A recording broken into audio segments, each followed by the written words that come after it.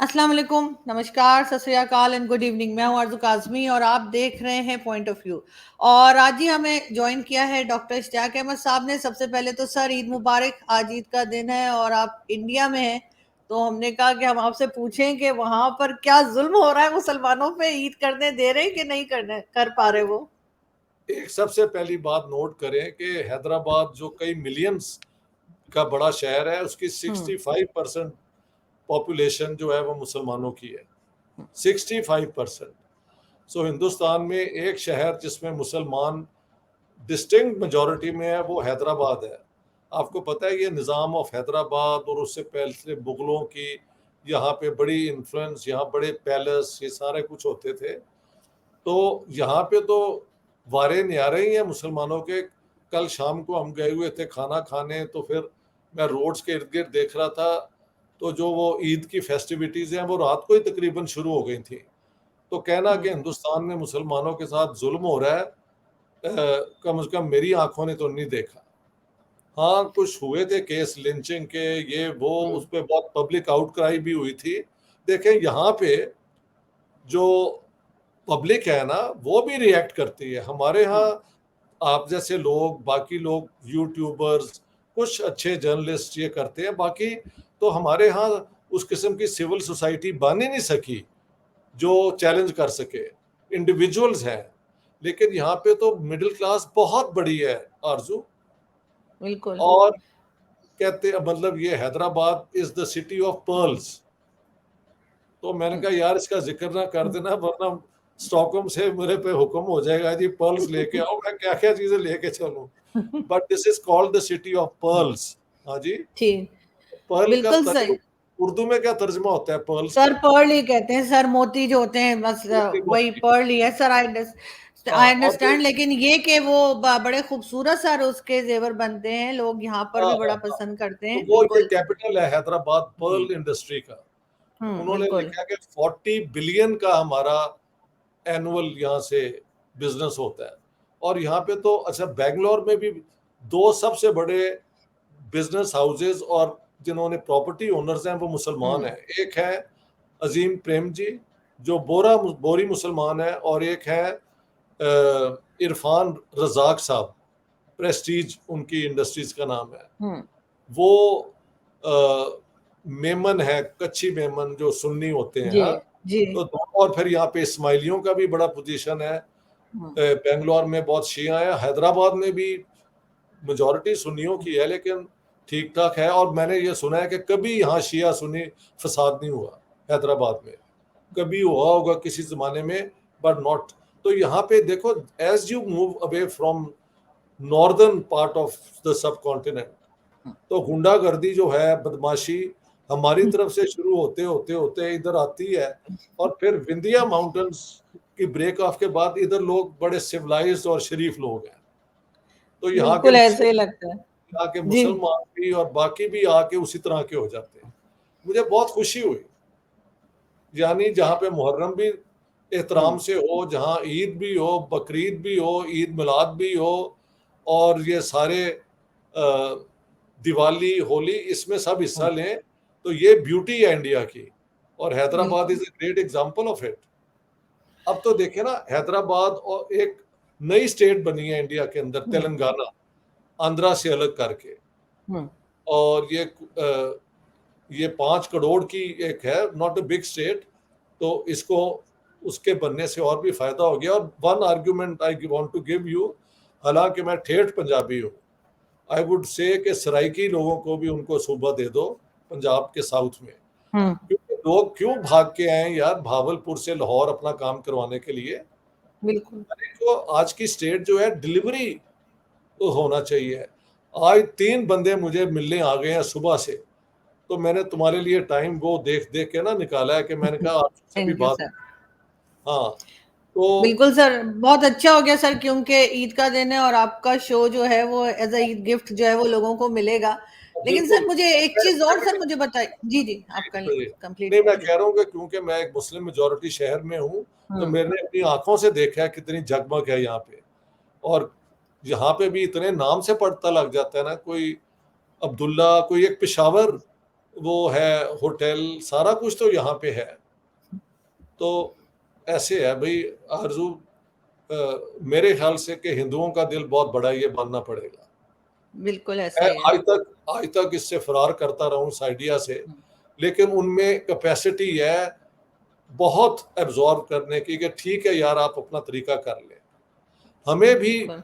अपने आप में ये फ्लेक्सिबिलिटी लानी पड़ेगी जो बहुत हमारे मुश्किल है सर, हमारा जो माइंडसेट बन चुका है, हम सुधरने वाले लगते नहीं है वैसे। पाकिस्तान को ले बैठेंगे। ये आई टेल यू, पाकिस्तान के अवाम हम्म, की मेरे कोई इतराज नहीं है। वो चंद हैं पागल जो मौलवियों के जेन से, लेकिन आम लोग तो वही हैं जो यहाँ पे हैं। मैंने देखा है ह्यूमर भी वही है, सारा कुछ है।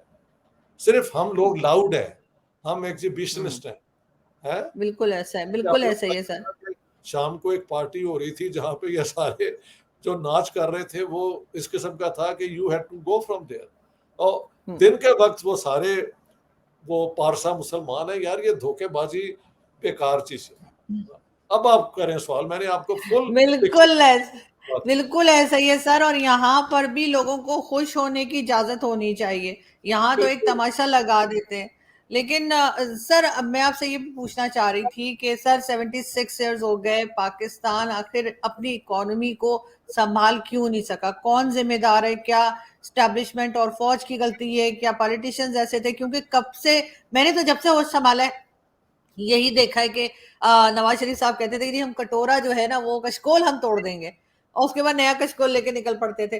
कभी भी मैंने अपने होश हवास में ये नहीं देखा कि पाकिस्तान कहीं पैसे नहीं मांग रहा हो। और इमरान खान का भी कोई ऐसा बयान था कि पता नहीं मैं खुदकुशी कर लूंगा अगर मुझे आईएमएफ के पास जाना पड़े। अब ये सारे कलाबाजियां खाते हैं आईएमएफ के आगे और किसी ने इनकी बात नहीं सुनी। तो हमारे पॉलिटिशियंस का लेवल भी इंतहाई सतही किस्म का है। इनके अंदर कोई कंटेंट नहीं है, कोई विजन नहीं है। रियासत मदीना का आइडिया लेके लोगों को चुप करा देते हैं और उसके बाद आप रियासत मदीना बना दें यार। लेट्स सी कि आप क्या कमाल करते हैं, वो भी नहीं बना सके हैं। और लूट मार का बाजार जो है वो गर्म है पाकिस्तान में।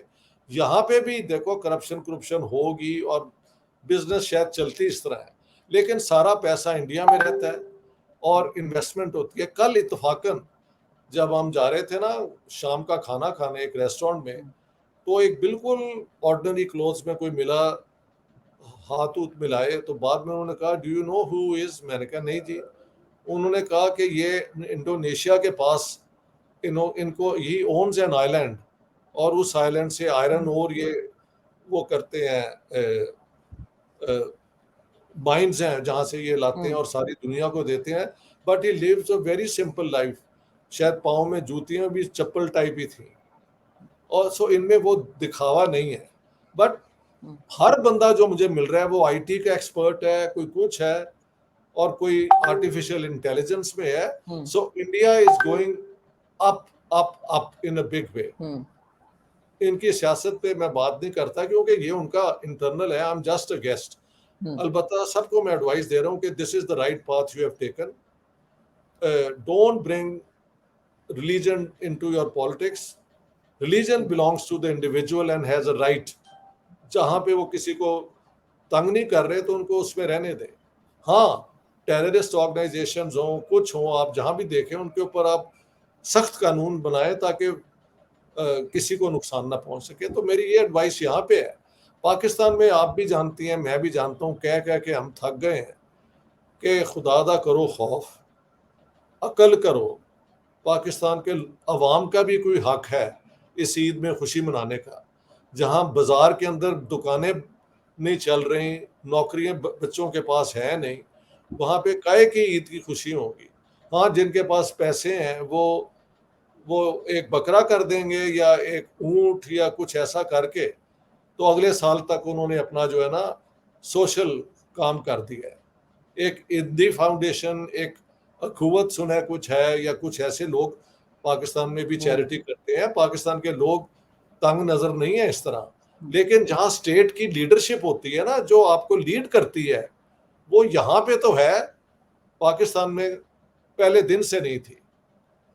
जिना साहब से लेकिन ये खराब शुरू जी, हुआ था। मेरी किताब पढ़ लें जिना अली, बिल्कुल। उन्होंने जमहूरियत का सत्यानाश किया था और उसके बाद वो सत्यानाश से सवा सत्यानाश हुआ है, लेकिन 76 years is enough experimenting with autocratic government. Now I say become like the rest of the world, civilian supremacy कायम कीजिए, फौज हमारी मजबूत होनी चाहिए, उसके पास डिटेरेंट भी होना चाहिए क्योंकि कोई हमारी तरफ बुरी आंख की तरीके से ना देख सके। लेकिन हमारी उतनी रिस्पॉन्सिबिलिटी है कि हम दूसरे मुल्कों की फ्रीडम और उनकी आज़ादी में भी मुदाखलत ना करें। तो माई whatever I say is based on universal principles, discriminatory principles नहीं है। इसी में महल आपका भी हिस्सा है, मेरा भी है, हर रोशन ख्याल आदमी इंसानियत की बुनियाद पे दुनिया को देखता है। बिल्कुल, लेकिन सर हम एक तो सर हमेशा से जो है लोन वगैरह लेकर मुल्क को चलाते रहे, दूसरा हम किसी ना किसी कैंप में रहे। अभी भी ये हो रहा है कि पाकिस्तान चाइना की तरफ है या अमेरिका की तरफ है। तो ये चीज हमने भारत में नहीं देखी। उनको कोई ये डिक्टेशन नहीं देता कि जी आपने किससे बात करनी है और किससे बात नहीं करनी है। और पाकिस्तान इसी मुश्किल में आज भी पड़ा हुआ है। तो आपके ख्याल से ये क्योंकि जाहिर है आईएमएफ चाहिए तो अमेरिकन कैंप में जाना पड़ेगा, लेकिन फिर चाइना नाराज हो जाएगा। तो ये करें तो क्या करें, ये लोग अजीब मुश्किल में इन्होंने सब लोगों को डाला हुआ है। जो रास्ता इन्होंने बंद किया है वो भी खोल के देख लेना। अमेरिका की भी इन्होंने वो क्या कहते हैं चमचागिरी और क्या कहते हैं सारी खिदमात की हैं। अफगानिस्तान में एक हुकूमत आई थी जो वहाँ पे औरतों को लिबरेट कर रही थी, ये थी, वहाँ पे ये मौलवियों के जरिए इन्होंने जाके उसको तबाह किया। उसी तबाही में से तालिबान निकले जिन्होंने पाकिस्तान को तबाह किया। तो हमें उसकी सजा भी तो मिल गई है ना। और फिर हमने ये लश्कर तैयबा और ये जैश ए मोहम्मद जैसे लोग पाले जिन्होंने हिंदुस्तान में आके टेररिज्म की। हाँ जी, आज एक कश्मीरी पंडित मेरे पास आए हुए थे, उन्होंने अपनी पूरी संजीव शायद उनका नाम है मुंशी और ये और वो पूरी स्टोरी उन्होंने भी सुनाई। तो I am hearing all type of things here. यहाँ पे मुसलमानों से भी बेंगलोर में मेरी मुलाकात हुई है। वहाँ पे अल हुदा और शिफा हॉस्पिटल वहाँ पे हम गए। बेंगलोर के एक है इंडस्ट्रियलिस्ट मुसलमानों का सेंटर है, उस ब्यूरो में भी हम गए, लोगों से मिले। तो वारे नहीं आ रहे हैं लोगों के यार, कहीं कहीं पॉलिटिकल इस किस्म की डिस्टर्बेंस होती है। वो वोट बैंक पॉलिटिक्स जो है ना वो इनकी अपनी सियासत है, where I don't want to meddle, I am just here for a goodwill mission, इस तरह मैं देख रहा हूँ। लेकिन सर आपको क्या लगता है कि भारत की तरक्की में उनके एजुकेशन सिस्टम का भी हाथ है? क्योंकि हमारे यहाँ तो एजुकेशन सिस्टम बहुत खराब है। I think basically in Pakistan the destruction of the people of Pakistan begins in the school. ये तो सिर्फ मदरसों का है ना, मदरसे तो गरीबों के होते हैं, बेचारों के बच्चे कहीं और नहीं जाते, वहाँ उन्हें रोटी भी मिलती है, रहने को जगह मिलती है, और वो मदरसों में मौलवी हैं जो है उनको I actually don't blame them too much. जिस सोसाइटी ने लोगों को स्कूल नहीं दिए वहाँ पे madrasa have to play a role, ठीक है। लेकिन हमारे स्कूलों के अंदर जो नफरत पढ़ाई जाती है, आप तो शायद उन्हीं स्कूलों में से पढ़ के आई है ना।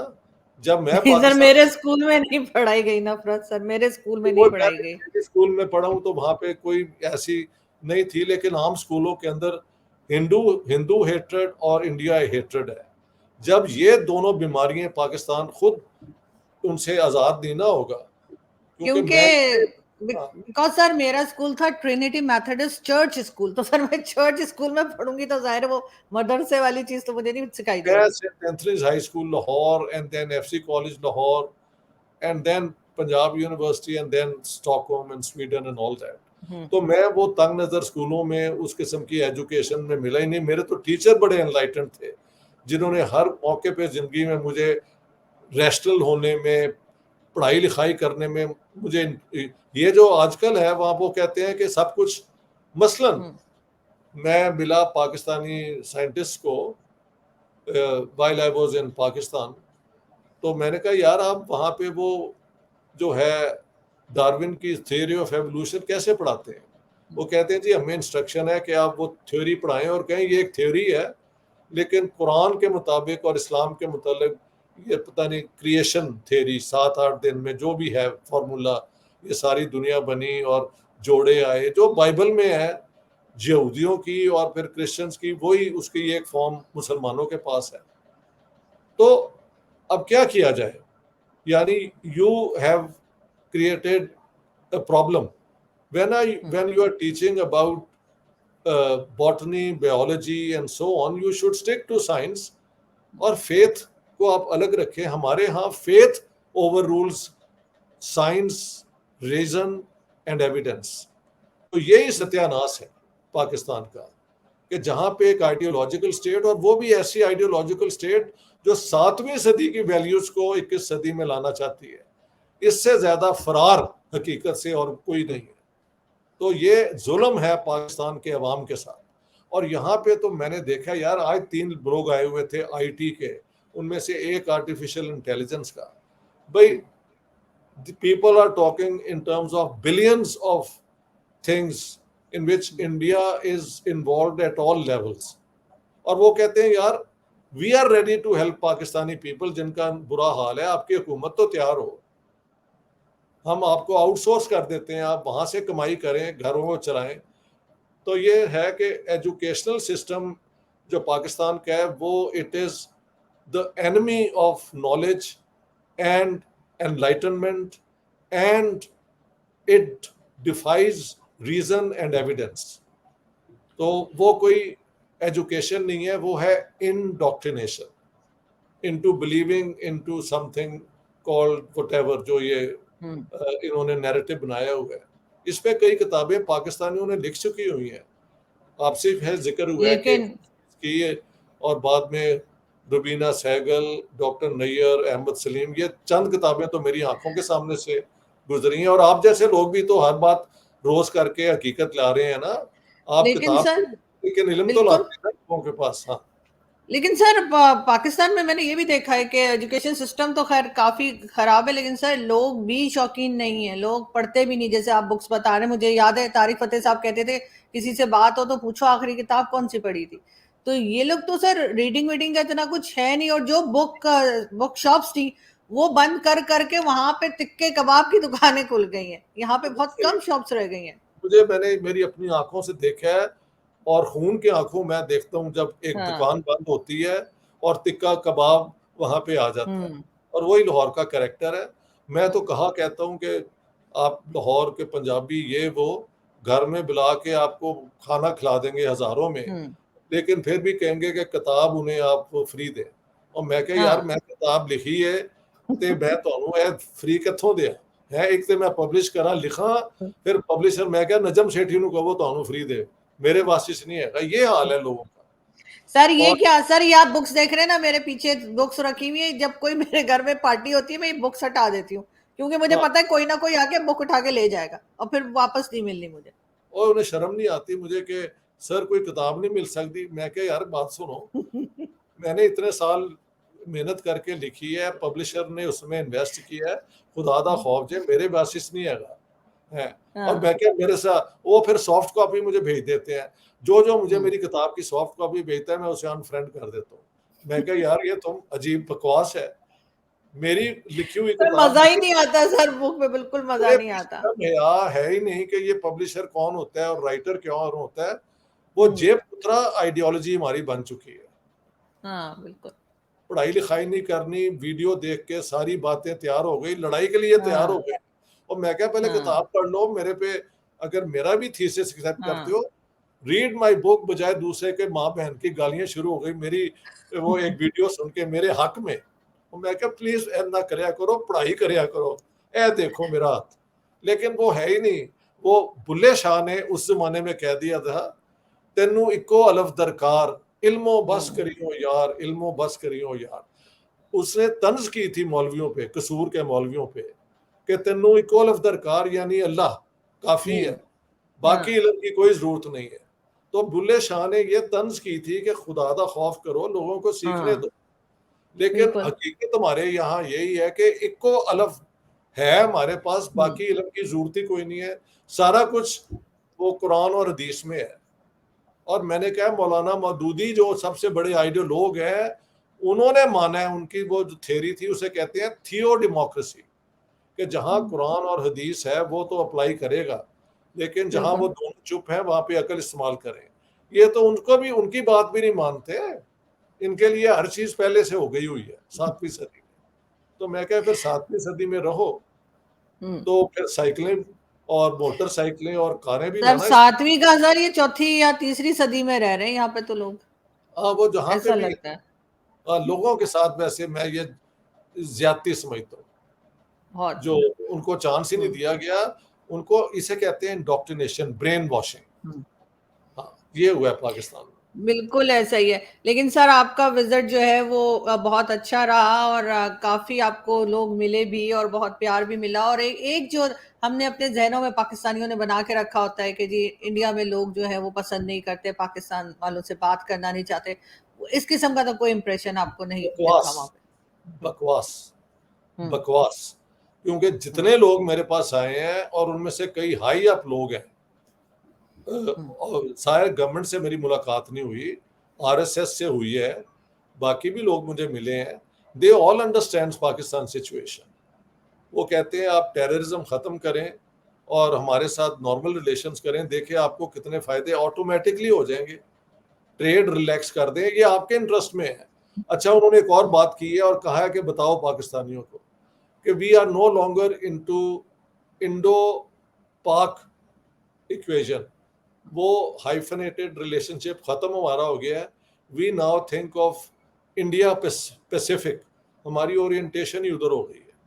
पाकिस्तान अगर दोस्ती नहीं चाहता तो ठीक है, जब दोस्ती चाहेगा वी विल कंसिडर इट और दरवाजे खुल जाएंगे।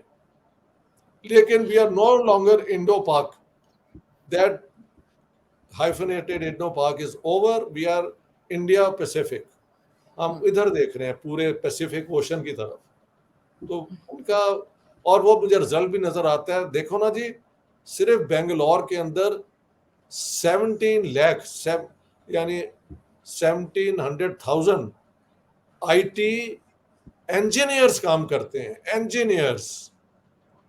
और उसके बाद ये 3-4 शहर हैं, हैदराबाद, अहमदाबाद, चेन्नई और पुणे, जहाँ पे और आईटी के हैं, कहीं 3 लाख, कहीं पे 5 lakh IT engineers are working.